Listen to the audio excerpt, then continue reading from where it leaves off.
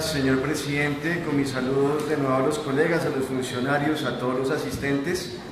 Bueno, yo empiezo esa intervención que voy a tratar de ser muy breve, hablando sobre un tema que tiene que ver con el cupo, que aquí también se ha mencionado tanto por la administración como por algunos ponentes, que es el tema del freno a la venta de la ETV.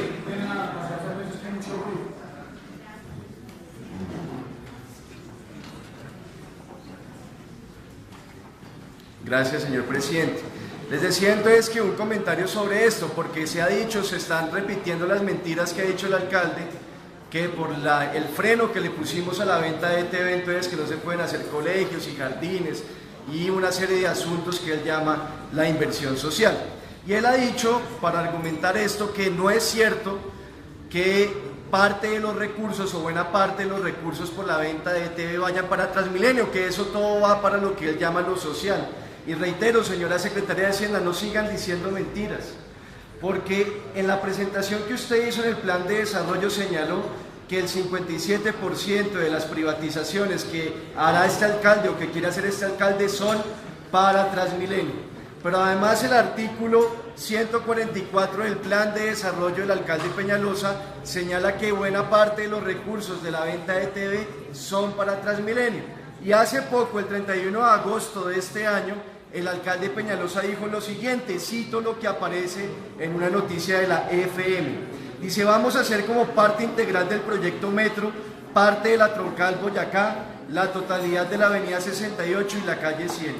Y con recursos propios que provienen principalmente de la enajenación de ETV, vamos a completar algunas de estas troncales. Entonces no es cierto, concejal Jorge Torres, como lo ha dicho el alcalde Peñalosa en otras oportunidades, que ni un solo peso de ETV vaya para Transmilenio. Aquí está confesando, por fin confesó, que buena parte de esos recursos sí van para Transmilenio.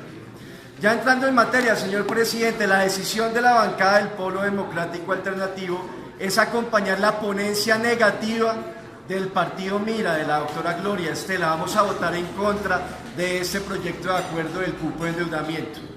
¿Por qué razón? Principalmente porque esta propuesta del alcalde Peñalosa se enmarca en una política que hemos rechazado, que es la política de coger los recursos públicos, en este caso recursos de deuda, para apalancar grandes mega negociados que le hacen un inmenso daño a la ciudad, daños irreparables. ¿Y por qué lo digo, colegas? Principalmente porque este cupo que se está discutiendo el día de hoy es el cupo de endeudamiento para el Transmilenio por la séptima. Que no nos llamen a engaños, que eso es para educación y los jardines, no. Principalmente este cupo es para el Transmilenio por la séptima. Y las bancadas que respalden con su voto este cupo de endeudamiento están respaldando ese engendro urbano que es el Transmilenio por la séptima. Yo llamo la atención sobre este asunto a todas las bancadas y a todos los colegas. Lo señalan las cifras, yo no me estoy inventando esto, concejales. Las cifras indican que los recursos adicionales que se buscan por este cupo, o sea, de los 2.4 billones de pesos, el 60% son para Transmilenio. Y buena parte de ese 60% de ese cupo para Transmilenio son para el Transmilenio por la séptima. Repito, este cupo de endeudamiento es el cupo de endeudamiento para que el alcalde Peñalosa construya el Transmilenio por la séptima, generándole un daño irreparable para la ciudad. Mientras que el 60% de los recursos adicionales de este cupo son para Transmilenio, solo el 9% son para educación y solo el 4% son para integración social. Reitero, es el cupo de endeudamiento para el Transmilenio por la séptima. Y todo esto parte de una premisa que nosotros en el Polo no compartimos y que yo llamo a los colegas que discutamos sobre esto. Esta propuesta del alcalde Peñalosa parte de una premisa equivocada que el alcalde ha dicho en varias ocasiones, y es que Transmilenio es mejor que el metro porque hace lo mismo, pero es más barato.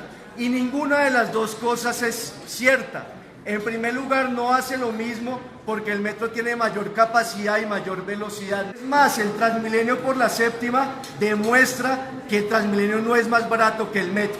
Porque miren esto, Para atender la demanda del corredor oriental sería suficiente con el metro, que tiene una capacidad, como ya lo señalé y lo dicen los estudios, de 80.000 pasajeros hora sentido. ¿Y qué sucedió? En el primer gobierno del alcalde Peñalosa nos cambiaron el metro por Transmilenio en la Caracas. Hoy ese Transmilenio reventó porque tiene capacidad para atender una demanda de 30.000 pasajeros hora sentido, está moviendo casi 50.000 pasajeros hora sentido, y la forma de solucionar este problema es con un Transmilenio por la séptima para poder resolver esa congestión. Entonces, para poder atender el corredor oriental solo con Transmilenio, se requiere Transmilenio por la Caracas y Transmilenio por la séptima. Y si ustedes suman las dos inversiones, pues no termina saliendo más barato el Transmilenio que el metro. El Polo no puede respaldar esta idea, porque esta idea de invertir casi todo este cupo de endeudamiento en el Transmilenio por la séptima es una idea que la práctica, la realidad nos ha demostrado que fracasó. Transmilenio no puede seguir siendo la columna vertebral del sistema de transporte de Bogotá. Pero además recordemos esto, la obsesión del alcalde Peñalosa por Transmilenio tiene una explicación, y esa explicación es que durante los últimos años el alcalde Peñalosa recibió $500.000 del ITDP, una organización que se dedica a promover los sistemas de buses por el mundo y a convencer a los gobiernos que en lugar de hacer metros hagan sistema Transmilenio. El trancón de intereses que tiene el alcalde Peñalosa con este asunto de Transmilenio. Miremos entonces por qué es tan inconveniente esta propuesta, colegas, y yo les llamo la atención, colegas del Centro Democrático, de Cambio Radical, porque repito, ese es el centro de la discusión y el 60% de los recursos que nos están pidiendo son para este proyecto. En primer lugar, los costos. Nos dicen que vale 2.4 billones de pesos. Pero todavía no han terminado la consultoría, el estudio técnico de diseño de detalle que nos indica en realidad cuánto va a costar. Y yo sinceramente creo que ese costo que está calculando la administración es un costo muy por debajo del valor real del proyecto. ¿Y por qué lo digo? En primer lugar, porque son muchos los predios que se tienen o que se van a afectar y que se tienen que adquirir. La consultoría ha señalado hasta el momento que se van a afectar 233 predios, 12 de los cuales son bienes de interés cultural, y esos predios son bastante caros porque los predios que quedan sobre la carrera séptima son predios que se han valorizado bastante en los últimos años. En segundo lugar, miren ustedes la respuesta que nos dio la directora del IDU frente a la pregunta del concejal Morris sobre el paso o la conexión de la Caracas con la 72, que el alcalde Peñalosa varias veces dijo que era mediante un tramo subterráneo. Usted nos dice, doctora Mantilla, no va a ser subterráneo. Estamos revisando si puede ser a desnivel, con un desnivel de 700 metros de longitud, o incluso si puede ser a nivel superficial, o sea, al mismo nivel que hoy tiene la carrera séptima y la calle 72. Si no saben cómo va a ser eso todavía, si va a ser una opción o la otra, ¿cómo es posible que nos vengan a decir que seguramente eso va a costar 2.4 billones? Es que si es a nivel el paso, los costos son bastante inferiores que si es con un paso a desnivel. Eso solo demuestra que están haciendo cálculos alegres y que esos 2.4 billones de pesos es una cifra que en realidad no corresponde con lo que debería costar ese proyecto. Y ya la interventoría del proyecto, de la consultoría que están dando, ha señalado una serie de cosas. Por ejemplo, doctora Mantilla, ustedes habían dicho, el alcalde Peñalosa había dicho que toda la troncal por la séptima era con ciclorruta, y eso le han dicho también a los vecinos. La interventoría, en un informe que yo solicité y que ya me llegó, dice que no puede haber ciclorruta entre la calle 92 y la calle 32 porque habría que adquirir más predios y el proyecto sería inviable por sus costos. Hay una serie de cosas que aún no están claras, y a pesar de eso ustedes llegan acá a decir que seguramente que eso va a costar 2.4, 2.3 billones de pesos. Los daños urbanos de la troncal a la carrera séptima. ¿Cómo es posible que en medio de este debate que ha generado esa propuesta que los vecinos de la carrera séptima se han organizado y han reclamado sobre este asunto de los daños que puede generar, y la directora del IDU y la señora gerente de Transmilenio en esta curul o en este atril no explicaron bien cómo es lo de los daños urbanos y cómo es que se van a evitar esos daños urbanos de la carrera séptima, partiendo de un hecho que es real. Transmilenio pesado no cabe por la séptima, colegas. Hay un estudio de la Facultad de Ingeniería Civil de la Santo Tomás que dice que no tiene el ancho suficiente, particularmente entre la calle 100 y la calle 32. Frente a esto, los defensores del alcalde Peñalosa nos dicen no va a ser igual que la Caracas, no se preocupen que va a ser distinto porque los diseños van a ser distintos y, por ejemplo, no vamos a tener 2 carriles exclusivos de Transmilenio, sino solamente un carril exclusivo y simplemente un carril de sobrepaso cuando sean cada una de las estaciones. Y esto tampoco es verdad, están planteando todo con 2 carriles exclusivos, porque además, miren esto que prueba lo que estoy diciendo yo. La troncal de la Caracas con 2 carriles exclusivos se diseñó para atender una demanda de 30.000 pasajeros hora sentido. Y lo que están calculando la demanda de la séptima es de 25.000. Son casi iguales las 2 demandas con las que se diseñan ambas troncales. Y en tercer lugar, todos los problemas ambientales que también han sido criticados por los vecinos de la séptima, contra quienes se burlan de ellos, porque ante unos reclamos serios, ustedes lo único que les dicen es, no, ¿de qué color quieren la estación? ¿De qué nombre quieren que sea la estación? No es cierto que se haya permitido una verdadera participación ciudadana. Y aquí vengo una pregunta que yo le hice, señora gerente de Transmilenio, y que no encontré respuesta en su intervención. ¿Es necesario el Transmilenio por la séptima? ¿Es necesario que nos gastemos más de 3 billones de pesos en ese engendro urbano que es el Transmilenio por la séptima? Yo le hago estas cuentas, señora gerente de Transmilenio. El metro subterráneo, los cálculos de CL1, la modelación de demanda que ellos hicieron, daba que el metro subterráneo tendría capacidad para atender una demanda de 80.000 pasajeros hora sentido. Señora gerente de Transmilenio, es que esto es, ustedes no pueden venir acá a plantear una inversión de estas sin explicar en detalle por qué es tan necesaria, señora gerente. Entonces le pediría que por lo menos me responda a eso, señora gerente de Transmilenio. CL1, usted lo sabe, calculó una capacidad de 80.000 pasajeros hora sentido. Si les un de Transmilenio por la Caracas, que son 30.000 pasajeros hora sentido, llegaríamos a 110.000 pasajeros hora sentido. Con esto ya habría suficiente oferta para atender la demanda que tiene el corredor oriental y no habría necesidad de construir el Transmilenio por la séptima. Pero ojo, y llamo la atención sobre esto, colegas, ¿por qué es tan urgente el Transmilenio por la séptima cuando hay otras troncales que tendrían más demanda? Y yo creo que la respuesta es esta.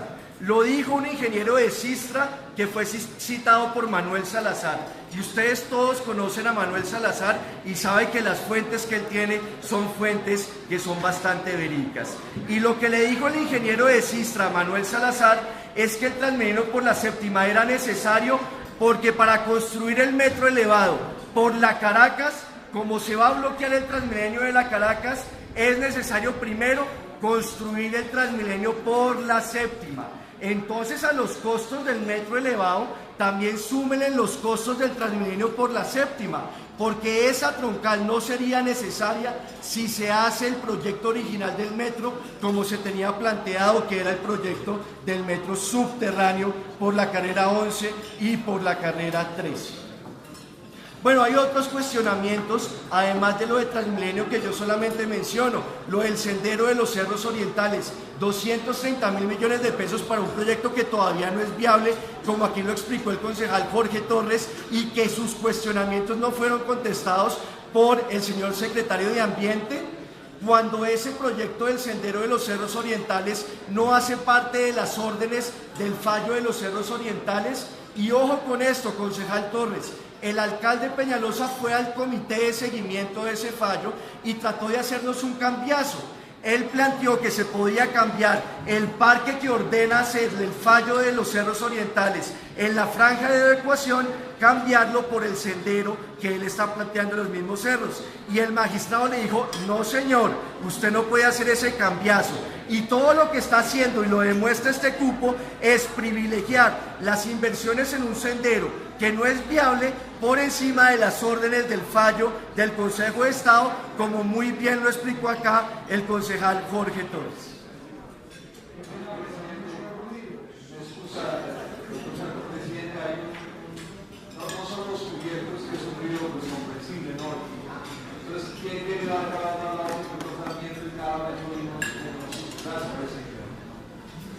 Gracias, presidente, y gracias, concejal. Sí, ya concluyó. Y lo otro que quiero llamar la atención es sobre el centro de la economía naranja en el Bronx. Aquí se parte también de una premisa equivocada, y es que eso que llaman la economía naranja es una panacea. Y es que es nuevo, ¿no? La economía naranja funciona hace mucho tiempo, solo que ahorita el BID le puso el nombre, el membrete de la economía naranja. Y nos lo están mostrando concejales del Centro Democrático como la gran panacea y el motor de desarrollo, y que ahora los creativos nacionales van a tener toda una oportunidad para hacer negocios y salir adelante. En primer lugar, hay una gran discusión en el sector de la cultura. El concejal Forero, tuvimos la oportunidad de encontrarnos en un foro que hizo la Asamblea Distrital de Arte, Cultura y Patrimonio, donde esa idea de la economía naranja no cayó nada bien, doctor Marco Fidel. Por varias razones, pero yo planteo una o resalto una. Esta idea de la economía naranja parte de darle el mismo tratamiento a los videojuegos que al arte, que al cine, que a la pintura, y son dos cosas totalmente distintas, y la cultura no puede tratarse, ni el arte, como si fuera otro negocio como cualquier otro, son dos cosas distintas.